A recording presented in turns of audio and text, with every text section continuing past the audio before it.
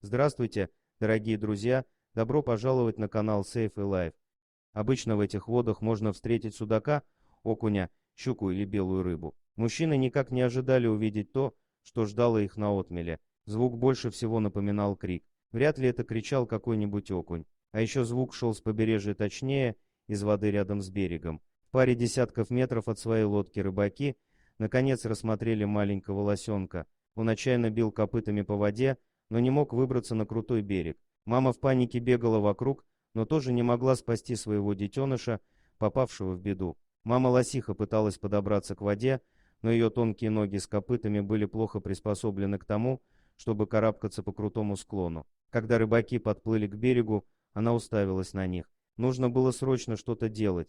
Рыбаки начали думать, что предпринять. Попробовать помочь тонущему малышу, но тогда мама-лосиха могла напасть на них. Или лучше продолжить рыбачить. Они выбрали второй вариант и установили видеокамеру, стараясь отплыть подальше от грозной лосихи. Мы решили, что лучше не вмешиваться в природные ситуации, написал один из рыбаков в интернете. Мама-лосиха сама спасла бы детеныша. Они явно опасались ее, ведь лоси могут быть агрессивными, защищая территорию или малышей. День пошел своим чередом, а рыбаки забросили удочки и принялись ждать улова. Но они не могли отделаться от воспоминаний о тонущем лосенке. Спасла ли его мама? Наконец беспокойство перевесило. Через час мужчины решили вернуться и проверить, как дела, но то, что они увидели, поразило их.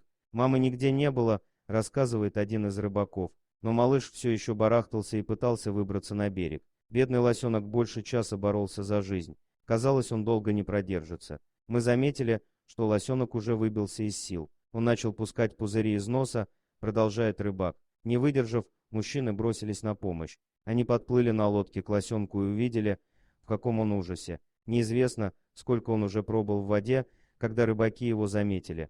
К тому же мама жестоко бросила его. Приблизившись, один из мужчин протянул к крохе руки. Тот отшатнулся, не понимая, кто эти чужаки и чего они хотят. Спасение обещало быть трудным, но в конце концов мужчинам удалось втащить измученного и вымотанного лосенка в лодку. И тут перед ними встал вопрос, что же делать с ним дальше. Увы, вытащить малыша из воды оказалось недостаточно. Куда подевалась его мама? Может, она испугалась рыбаков, снимающих на видео ее тонущего детеныша.